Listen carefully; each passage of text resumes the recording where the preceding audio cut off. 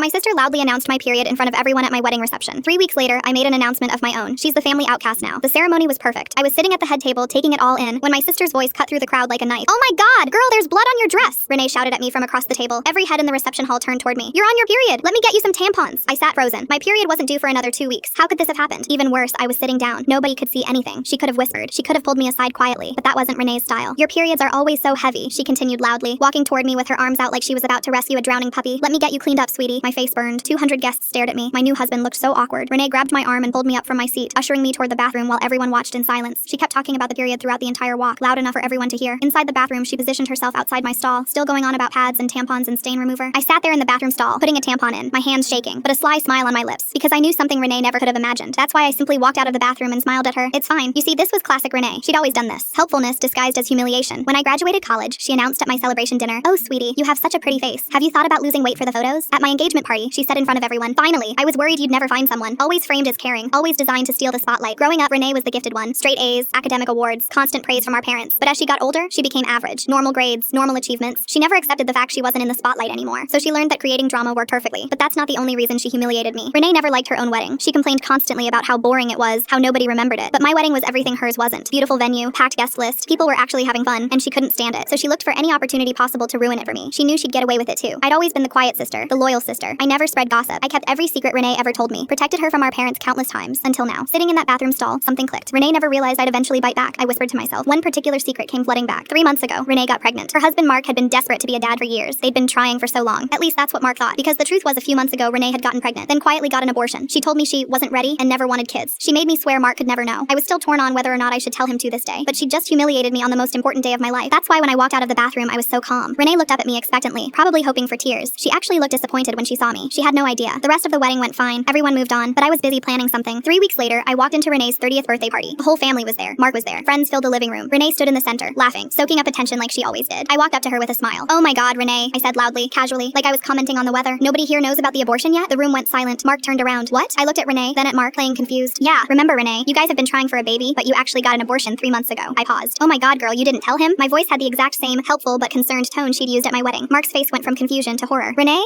No, she's lying," Renee stammered, her face going pale. "She's making it up. Why would I make that up?" I asked innocently. "You told me yourself. You said you weren't ready. You made me promise not to tell." Mark stared at his wife. "Renee, tell me she's lying." Renee's mouth opened. Nothing came out. Everyone watched her, the same way everyone watched me at my wedding. "You lied to me?" Mark's voice cracked. "We've been trying for 2 years." The room erupted. Mark walked out. Renee screamed at me, tears streaming down her face. Our parents rushed over, confused and horrified. I stood there calmly. "I thought you liked it when people were helpful in public," I said softly, just loud enough for Renee to hear. Over the following weeks, Renee's marriage imploded. Mark filed for divorce. Our family called her a monster. I haven't seen her in 2 months. Last I heard, she's planning to move to Denmark and disappear.